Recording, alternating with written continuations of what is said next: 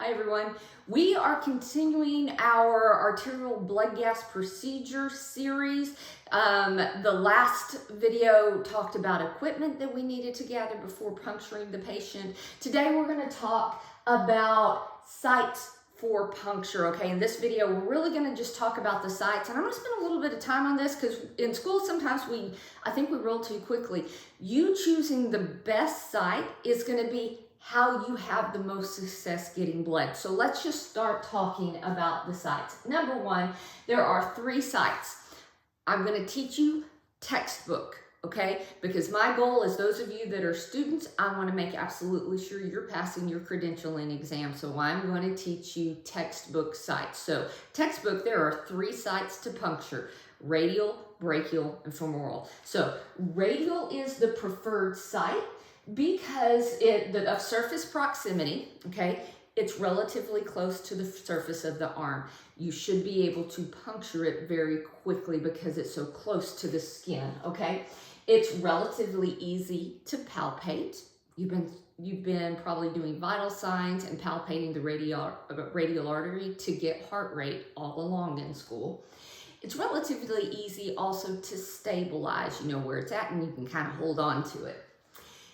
The other reason that it's super preferred is it is the only site of the 3 that has collateral circulation or should have collateral circulation.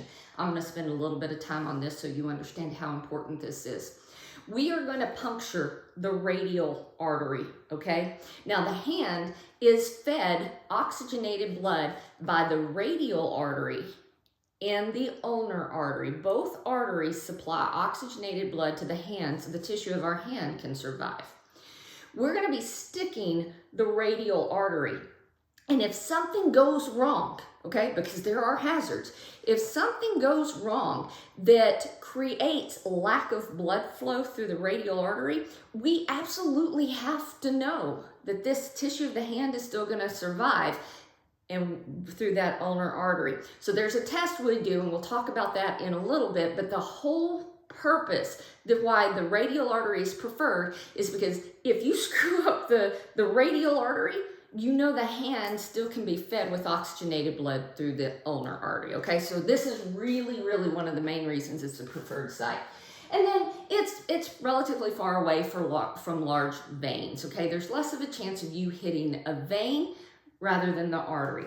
All right, let's talk about landmarks really quickly because landmarks are important. Now, hopefully, when you're sticking your first patients, you have good, strong pulses to be able to feel. So feel right and left arteries to figure out which pulse is the strongest, because honestly, that's what you want to stick, the hand with the strongest pulse. That's the hand that you're going to perform the test for collateral circulation. But let's say you have a patient that is really difficult to find the radial artery, okay? So landmarks might help you out. And I'm going to show you a real quick trick to find that radial artery. So you see if I put my hand like this and I really distend my thumb backwards, that there is this little bitty indentation right here. In that indentation is where the radial artery runs up through the hand, okay? Layman's term for this is called the anatomical snuff box. Way back, I guess, in the day, they would take very finely ground tobacco, put it there, and sniff it up their nose, okay? Anatomical snuff mark. I think it's really called the radial fossa. Anyway, it goes up through there. So if I take my thumb and I come past that ligament on the other side, and I twist my hand around, that is where the radial artery is running. And actually, if I come down a little bit more, I can feel it a little bit better. So that's kind of a landmark if you wanted to try to start finding it that way. And this should only be for somebody that you're really having a hard time finding the pulse. Okay, so that's why the radial artery is preferred. Now, brachial and femoral, these should only really be performed by a clinician after they've mastered the radial technique. They've got a really good, clean, safe technique, because here's the deal. When we hit the brachial artery or the femoral artery, do you notice there's no other artery that provides collateral blood flow? If something goes on as you're hitting the brachial artery and blood is now no longer flowing through the brachial artery, all the tissue distal to that will die, okay? Same way femorally. If something goes severely wrong and that arterial flow is obstructed, the tissue of the leg isn't going to get oxygenated blood. All right, so I'm not saying you can't stick these, but you need to have a good technique when you do. All right, so little landmark areas to think about brachial. I will tell you when you cock your elbow back, lock it back right there. If you feel on the inside of that elbow, that's where the brachial artery is. Okay, so it would be a good idea for you to start feeling for these on multiple people, just so you're very, very comfortable with where it's at.